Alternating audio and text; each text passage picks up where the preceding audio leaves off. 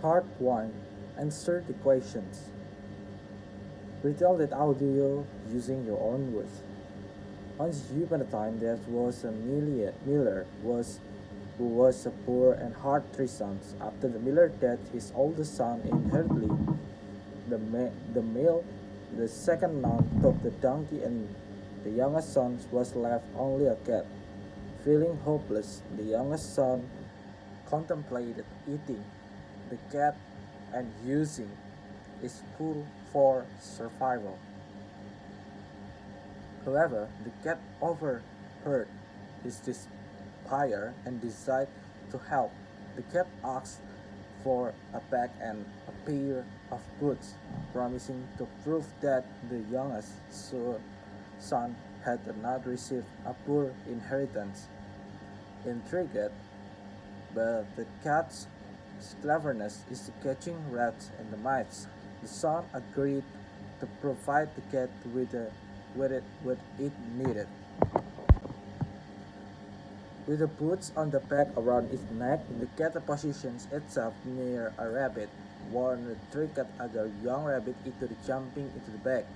The cat then presented by the captured rabbit to the king, claiming it was a gift from the Marquis of the Carabas, the cat's master. Impressed, the king thanked the cat and the incidents continued.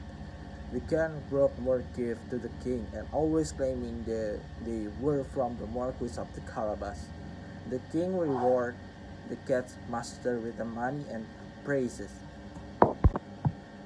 One day the cat learned that the king planned to go for a carriage ride with his daughter, the princess.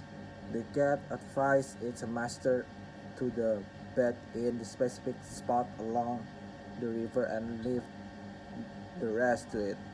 Following the cat's advice, the youngest son was bathing when he cried for help, claiming the Marquis of the Calvas was drowning. Concerned, the king rescued the Marquis, and the cat explained that the thieves had stolen his clothes while he was bathing. In reality, the cat had hidden the clothes under a stone. The king provided the Marquis with a fine attire and was delighted by his presence. The king's daughter fell in love with the Marquis, and they rode together in the carriage while the cat went ahead. The cat entrusted some worker in the fields to claim that the land belonged to the Marquis, impressing the king further. The cat then encountered the ogre, convinced him to transform into a mouse, and ate him. When the king arrived at the Marquis' castle, the cat welcomed them and the king admired the estate. The Marquis and the princess got married that day, and the cat became respected lord, no longer needing chase mice for survival. Part 2. Answer these questions. Create the note. From the story, Pigs is Pig. Mike Flannery, agent of the Interurban Express Company, argued with Mr. Morehouse about the proper rate for shipping two guinea pigs. Flannery insists that the rate for pigs should apply to the guinea pigs, while Mr. Morehouse argued they should be classified as pets. The argument escalated and the Morehouse offered to pay 50 cents, but Flannery refused and quotes that rule that allow him to charge the higher rate for a certain shipment. Mr. Morehouse threatened legal actions if any harm comes to the guinea pigs. Mr. Morehouse writes letters to different departments of the Interurban Express Company to dispute the change. The tariff department forwarded letter to the agent of the West Coast was confirmed that Mr. Morehouse refused to receive the guinea pigs and pay the charge. Mr. Morehouse continues to argue his case with the tariff department, emphasizing that the guinea pigs are not common pigs.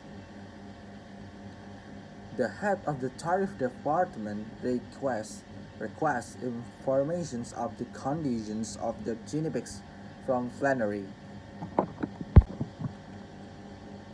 Flannery humorously responds, "Nothing. The pigs are healthy and have increased to 8 number." The tariff department entrusts the Flannery to collect payment for the cabbage consumed by the guinea pigs. A Flannery attempts to collect payment from the Mr. Morehouse, who slammed the door in his face. The matter is brought to the attentions of the president of the Interurban Express Company, who consult with Professor Gurdon to determine whether the guinea pig should be classified as a pig or rabbit. Meanwhile, Flannery's continue to care for the guinea pigs and inform the tariff department that their number have grown to 32.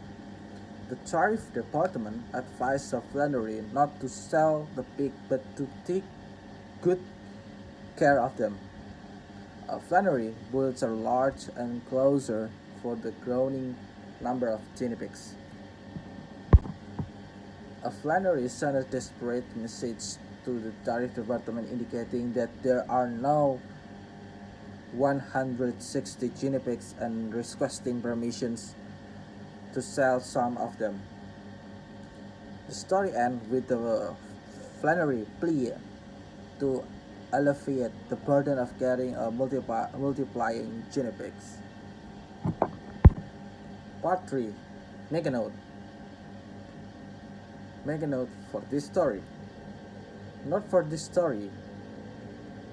A great leader are often associated with a trait such as charisma, dynamism, inspirations, and confident public speaking.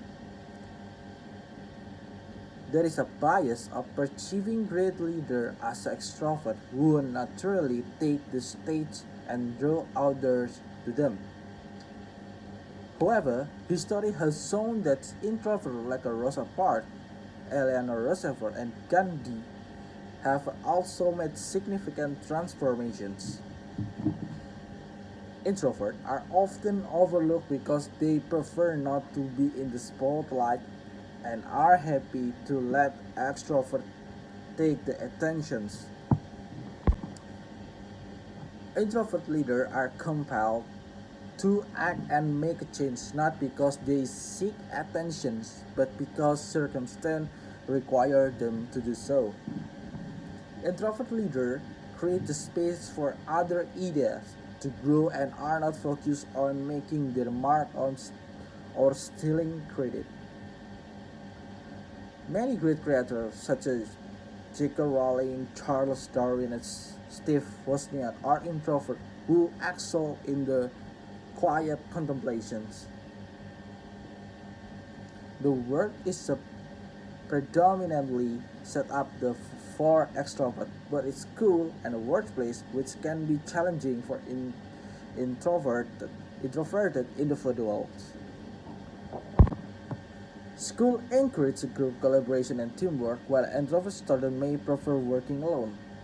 Teach often favor extrovert, even though extroverts tend to achieve higher grades.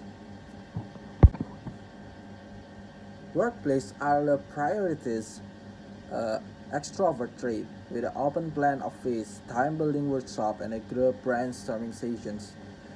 Introvert may be overlooked for leadership positioning despite their ability to take fever rise and make careful decisions.